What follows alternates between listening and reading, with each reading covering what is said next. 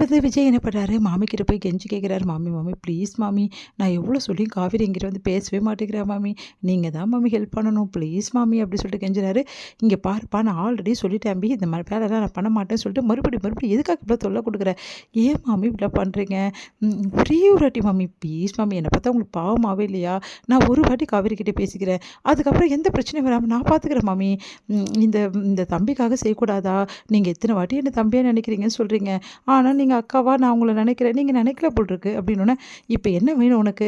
நான் காவேரி கிட்ட போய் சொல்லணும் அவ்வளோதானே. சரி உனக்காக சொல்கிறேன். ஆனால் இதுக்கப்புறம் இந்த ஹெல்ப்லாம் நீ என்கிட்ட கேட்கக்கூடாது. புரியுதா?" அப்படின்றாங்க. சரிங்க மாமி, இதுக்கப்புறம் இந்த ஹெல்ப் கேட்க மாட்டேன்" அப்படின்னோடனே, "சரி சரி நான் போகிறேன்" அப்படின்னு சொல்லிட்டு போகிறாங்க. மாமி காவேரியும் அவங்க பாட்டியும் பேசிகிட்டு இருக்காங்க. அப்போ மாமி என்ன பண்ணுறாங்க, "என்ன பண்ணுறீங்க? சும்மா தான் வந்தேன். என்ன பண்ணுறீங்க இது பண்ணுறீங்கன்னு பார்க்க" அப்படின்னு சொல்லிட்டு அப்படியே பேச்சு கொடுத்துட்டு காவேரி கிட்ட ரகசியமாக போய் சொல்கிறாங்க, "விஜய் என் வீட்டில் தான் இருக்கான். உன்னை பார்க்கணும். ரொம்ப வந்து தொல்லை பண்ணிகிட்டு இருக்கான். வா காவேரி" அப்படி சொல்லிட்டு போகிறாங்க. உடனே காவேரி யோசிக்கிறாங்க, ஐயோ இவரை இப்போ போய் நம்ம பார்த்தோம், கண்டிப்பாக வந்து நம்ம இருக்க அந்த பிரச்சனைக்கு கண்டிப்பாக எல்லா விஷயத்தையும் சொல்லிடுவோம். சொல்லவே கூடாது இவர்கிட்ட. நம்ம சொன்னோம் அவர் சந்தோஷத்தில் கண்டிப்பாக என்னை வீட்டுக்கு கூட்டின்னு போடுவார். அதுக்கப்புறம் வெண்ணிலாவோட விஷயத்துக்கு ஒரு முடிவு கட்ட முடியாமல் போயிடும். வெண்ணிலாவோட விஷயம் என்னன்னு தெரியிற வரைக்கும் நம்ம இந்த விஷயத்த சொல்லக்கூடாது. அதுக்கு அவரை பார்க்காம நம்ம அவாய்ட் பண்ணுறது தான் கரெக்டு அப்படின்னு சொல்லிட்டு காவேரி முடிவு பண்ணுறாங்க. என்னடி என்ன சொன்னாங்க அந்த மாமி திடீர்னு வந்து அப்படி சொல்லிட்டு பாட்டி கேட்குறாங்க. சும்மா தான் என்ன பண்ணுற எது பண்ண கேட்டாங்க. "இல்லடி உங்ககிட்ட ரகசியமாக வந்து ஏதோ அவள் சொன்னாலே" அப்படின்னோடனே, "அது இல்லை, என்ன காவேரி வெளியே வரமாட்டேங்கிற" அப்படின்னு கேட்டாங்க. "ஓ அப்படித்தானா? சரி சரிடி" அப்படி சொல்லிட்டு பேசிகிட்டு இருக்காங்க. "என்ன மாமி நீங்கள் சொன்னீங்களா சொல்லலையா? காவேரி வரவே வரல பாருங்கள். நான் என்ன அப்படி பண்ணுவேன்? வீட்டுக்கு வர சொன்னேன், அவள் வரல. அதுக்கு நான் என்ன பண்ண முடியும்? அவளுக்கு என்ன சூழ்நிலையோ, அவங்க வீட்டில் வர முடியாமல் சூழ்நிலையோ என்னமோ. இப்போ என்ன மாமி பண்ணுறது? நான் ஒன்றும் பண்ண முடியாது. நான் வர சொல்லிட்டேன், அவள் வரல. இதுக்கப்புறம் இந்த மாதிரிலாம் பண்ணாத விஜய், முதல்ல இங்கேருந்து கிளம்பு" அப்படின்னு. ச்சே எல்லாமே வேஸ்ட்டு. காவேரி கிட்ட பேசலான்னு நினச்சேன், இந்த மாதிரி ஆயிடுச்சேன்னு சொல்லிட்டு அங்கேருந்து போகிறார் விஜய். அடுத்து வந்து விஜய் வந்து எதிர்பார்த்துட்டே இருக்காரு, காவேரி வெளியே வருவான்னு. காவேரி வெளியவே வரல. ஏன் காவேரி இப்படி பண்ணுறா அப்படின்னு சொல்லிட்டு ஃபோன் பண்ணி பார்க்குறாரு. ஃபோனுக்கும் எந்த ரெஸ்பான்ஸும் பண்ண மாட்டேங்கிறான் காவேரி. காவேரி கண்டிப்பாக வந்து இந்த வெளில பேசின விஷயத்தை எல்லாத்தையும் கேட்டுப்பா, அதனால தான் என் மேலே ரொம்ப கோவமாக இருக்கா. இப்போ எப்படி சமாதானப்படுத்துது காவேரி அப்படின்னு சொல்லிட்டு யோசிச்சுட்டு இருக்காரு.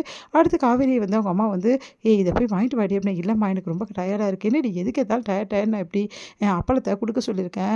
அங்கே நீ வந்து இதை வாங்கிட்டு கொடுத்தா தானே செய்ய முடியும். சரி அப்படி இல்லைனாலும் இந்த அப்பளத்தை எடுத்து கொடுத்துட்டு வா" அப்படின்றாங்க. அதை கேட்டுட்டு வந்து காவேரி வந்து, ஐயோ இப்போ வேற இங்கே போக சொல்கிறாங்களே, எனக்கு வேற மயக்கமாக இருக்குது, என்ன பண்ணுறது? வேறு வழி இல்லை, எங்கள் அம்மா கண்டுபிடிச்சிருவாங்க, போய் தான் ஆகணும்னு சொல்லிட்டு காவேரி போகிறாங்க. பின்னாடி விஜய் ஓடி வராரு. விஜய் ஓடி வந்து, "காவேரி காவேரி நில்லு காவேரின்னு" விஜயை பார்த்துட்டு நடக்கிறேன். "ஏன் காவேரி என் மேலே கோவமாக இருக்க? சொல்லு காவேரி, நீ எதனால் கோவமாக இருக்க?" அப்படின்னோடனே, "நான் எதனால் கோவமாக இருக்கேன்னு உங்களுக்கு தெரியாது அப்படி தானே?" அப்படின்றாங்க. தெரியும் தெரியும், இருந்தாலும் இங்கே பாருங்கள், வெண்ணிலாவுக்கு எல்லா விஷயமும் ஞாபகம் வந்துடுச்சு. அவங்கக்கிட்ட நீங்கள் எதுவுமே சொல்ல மாட்டேங்கிறீங்க.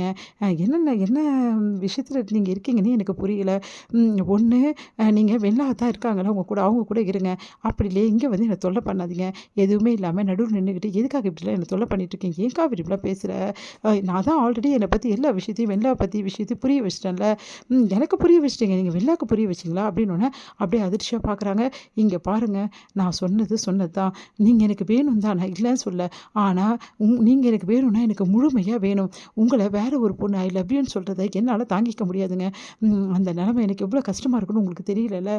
இதை பற்றி நான் பேசவே விரும்பலை. தயவுசெய்து என்னை விட்டுருங்க. நீங்கள் வெண்ணிலாவுக்கு என்ன பண்ணுவீங்களோ, அவங்கக்கிட்ட என்ன சொல்லுவீங்களோ, ஏன் சொல்லுவீங்களோ தெரியாது. அந்த விஷயத்துக்கு ஒரு முடிவு கட்டி எதுவாக இருந்தாலும் என்கிட்ட வந்து பேசுங்க. இதுக்கப்புறம் தயவுசெய்து என்கிட்ட பேசாதீங்க" அப்படி சொல்லிட்டு போகிறாங்க. "ஓ காவேரி" அப்படி சொல்லிட்டு என்ன பண்ண தெரியாமல் தவிக்கிறார் விஜய்.